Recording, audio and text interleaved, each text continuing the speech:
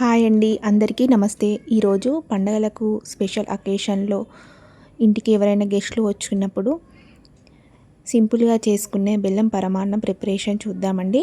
Next పండగల season వస్తుంది కదండి, దేవుడికి నైవేద్యం పెట్టడానికి ముందు ఈ పరమాన్నం అమ్మవారికి చాలా ఇష్టమైన ప్రసాదం కదండి.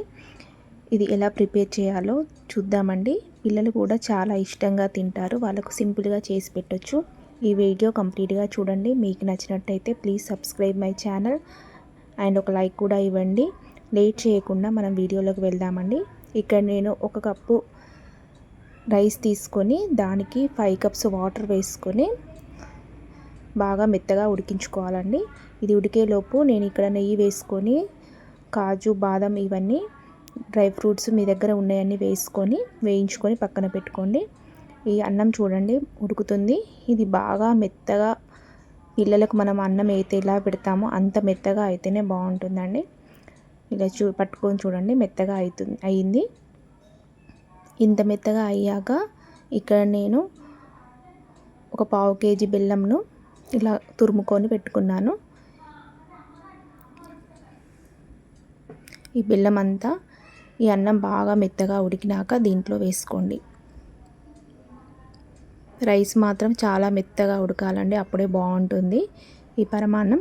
ఈ బెల్లం అంతా వేసుకోండి.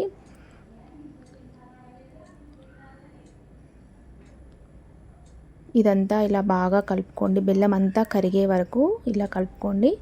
బెల్లం మొత్తం కరిగినాక దీనిలో కొంచెం పాలు వేసుకోవాలండి. ముందే వేసుకుంటే పాలు విరిగిపోతాయి. బెల్లం మొత్తం కరిగాక అప్పుడు కొన్ని పాలు పోసుకోండి.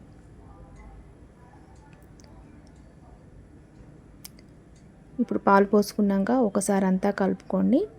ఇది కొంచెం చిక్కపడే వరకు, దగ్గర పడే వరకు ఉంచండి.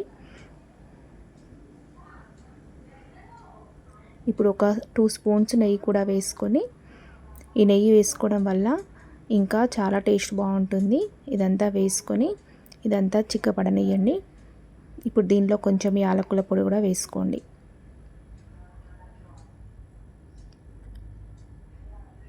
చివర్లో నేను ముందుగా వేయించుకున్న డ్రై ఫ్రూట్స్ను కూడా దీంట్లో వేసుకుంటున్నాను.